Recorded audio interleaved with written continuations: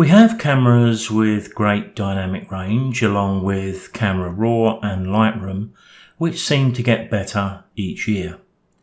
So is there still a need for automatic exposure bracketing? Well, I can think of a few reasons: confidence, speed, editing opportunities, convenience, and because it costs us absolutely nothing.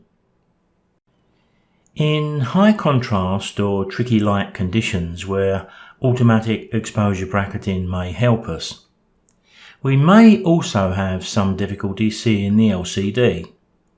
So this scenario may be familiar to you. We take a shot, we look at the LCD, we see some overexposure. We adjust the exposure, we take another shot, but this time we frame up slightly different and now the image looks a little underexposed. So we adjust the exposure, etc., etc. Tedious at times. Automatic exposure bracketing speeds up shooting, and that can be quite an advantage in situations at dawn and dusk, where the light may only give us its best for a short period of time, or in those cases where the light is strong but very fleeting. Now we have the need to take these shots quickly and with confidence. Setting up automatic exposure bracketing is very much the same on most cameras, and it's very simple to do.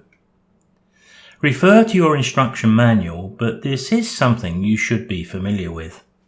You should be able to change to that setting quickly when you're out with your camera.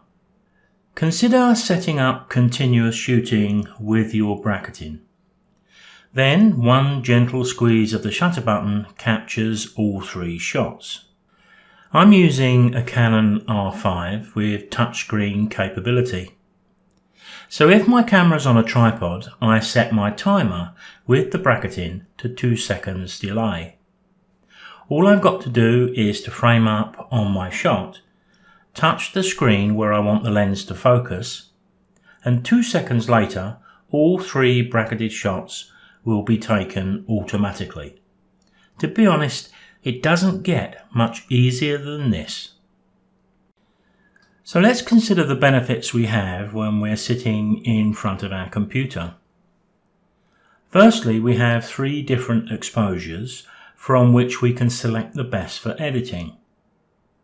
Now, the one chosen is not always the one that the camera decided was the best exposure. Another benefit in more challenging lighting conditions is that we can use one image for the foreground shadow detail and perhaps another for the sky, using exposure blending in Photoshop, layers and layer masks. Another benefit with the 3 images we've shot is to create a HDR image, high dynamic range. The idea here in Adobe Camera Raw is we put all 3 images together, 3 different exposures, blend them together, so now we've got a mix of all 3. I once had another photographer suggest to me that I used automatic exposure bracketing as a scattergun approach because I didn't fully understand exposure.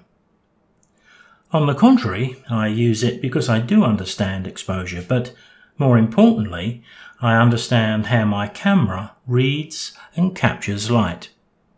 Even when we bracket exposures, there's going to be times and certain lighting conditions when all 3 of the shots we've taken may lean more towards overexposure or underexposure. Now, one convenient option we have to tackle that problem is that once the bracketing has been set up, our 3 bracketed shots can be scrolled up or down the exposure scale via our exposure compensation dial. It's extremely convenient. So in an instant, our 3 shots could be changed to give us one image that the camera felt was right, one image with half the exposure, but then instead of another image with twice the exposure, the 3rd image has half the exposure again. For the most part, I use exposure bracketing for speed and convenience. My eyes are not what they once were, and evaluating images and exposure on an LCD screen in detail is probably best avoided, and bracketing allows me to do this. Now remember, if you've got any ideas for a 5-minute video, please post them below. No promises, but I'll do my best. But for now, I'll see you next time.